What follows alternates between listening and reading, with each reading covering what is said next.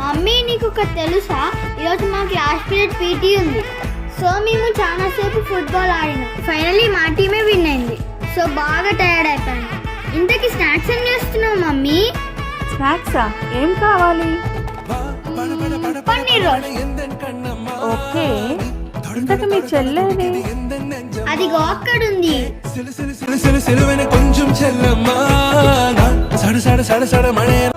Hello, my name is Eddie. బాగా లేస్తుంది, పద వెళ్ళి మమ్మీని అడుగుదాం.